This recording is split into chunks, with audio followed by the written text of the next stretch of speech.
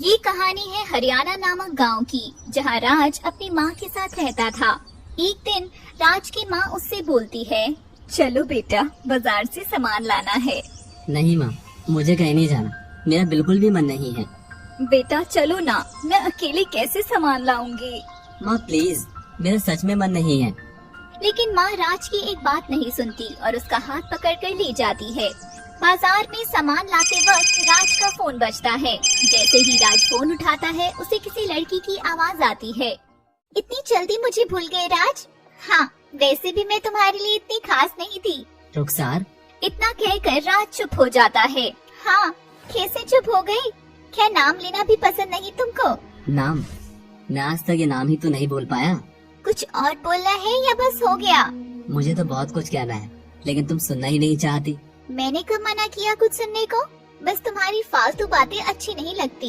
यही तो दिक्कत है रुखसार, जो मैं कहना चाहता हूँ तुम सुनना नहीं चाहती, और जो तुम सुनना चाहती हो मुझसे वैसे बात नहीं होती। ठीक है, मैं फोन रखती हूँ। जब कुछ सुनना ही नहीं होता तो फोन क्यों किया था? फिर राज अपनी माँ के साथ घर चला जाता है। उसे रास्ते में रुखसार अपनी मम्मी के साथ सामान लेती दिखाई देती है। जैसे ही दोनों एक दूसरे के सामने आते हैं, उनके चेहरे पर मुस्कान आ जाती है और आंखों ही आंखों में बहुत सारी बातें हो जाती हैं। फिर दोनों अपने घर की ओर चले जाते हैं। कुछ समय बाद दोबारा फोन आता है। कैसा लगा आज मुझे अचानक देखकर? मुझे बहुत अच्छा लगा इतने समय बाद तुमको देखकर। शायद तुमको भी अच्छा ही लगा होगा, तभी एक प्यारी सी मुस्कान तुम्हारे चेहरे पर थी।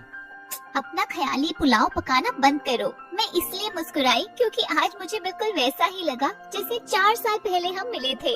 हाँ, तुम बिल्कुल सही बोल रही हो, पर तुम तो मुझे आज पहले से भी ज्यादा खूबसूरत लगी। अच्छा, एक बात बताओ, क्या तुम खुश हो मुझसे दूर होकर? मैं तुमसे दूर नहीं हुआ, बल्कि तुम हुई हो। मैं आज भी तुमसे बहुत प्यार करता हूँ। इतना कहकर राज की आंखों में आंसू आ जाते हैं। ये सब फालतू बातें मुझे नहीं सुननी, बस मन किया बात करने का तो कॉल कर ली। वैसे भी मैं अंकित के साथ बहुत खुश हूँ।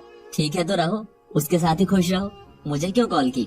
इतना कहकर राज फोन रख देता है। गुस्से में रुखसार अंकित को फोन कर देती है। हेलो अंकित। क्या हेलो?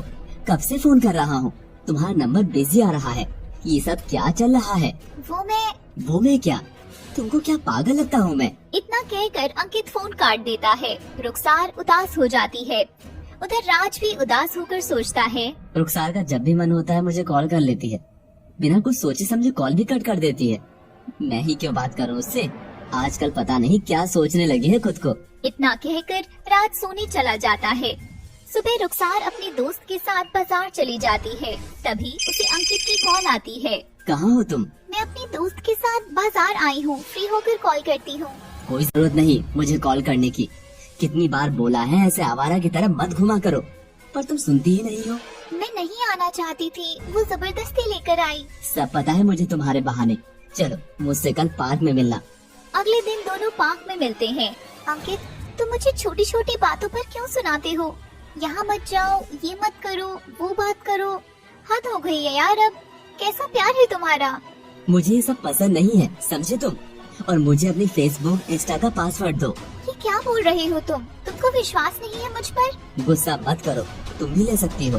नहीं, मुझे कोई जरूरत नहीं है। ये लो पासवर्ड। फिर रुखसार सब अकाउंट के पासवर्ड उसे बता देती है। ऐसे ही समय बीतता जाता है। फिर एक दिन रुखसार अपनी दोस्त के जन्मदिन में जाती है और वो अंकित का फोन नहीं उठा पाती। फिर रुखसार पार्टी के बाद अंकित को कॉल करती है। हेलो अंकित, मेरी दोस्त का जन्मदिन है, इसलिए मैं फोन नहीं उठा पाई। तुम्हारे नाटक खत्म ही नहीं होते। जब देखो यहाँ बिजी वहाँ बिजी। बॉयफ्रेंड से ज्यादा दोस्त जरूरी है तुम्हारे लिए। नहीं यार, सबकी अलग जगह होती है।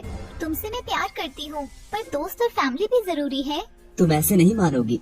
ठीक है, कल मैं तुम्हारे घर आता हूँ शादी की बात करने, और तुम्हारे घर वालों को सब बता दूंगा। तुम्हारी बहुत सी फोटो और वीडियो है मेरे पास, जो शायद तुम अपने घर वालों को दिखाना पसंद ना करो। अंकित प्लीज ऐसे मत करो। रुखसार इतना ही बोलती है कि अंकित फोन रख देता है। रुखसार बहुत फोन करती है, पर अंकित फोन नहीं उठाता। फिर रुखसार रोती हुई राज को याद करती है, जब वो राज के साथ थी। तब राज जब भी उसे कॉल करता था तो कहता था, हेलो रुखसार, कैसी हो? क्या कर रही हो? मैं ठीक हूँ। अरे वो मैं दोस्तों के साथ हूँ। कोई नहीं, तुम एंजॉय करो।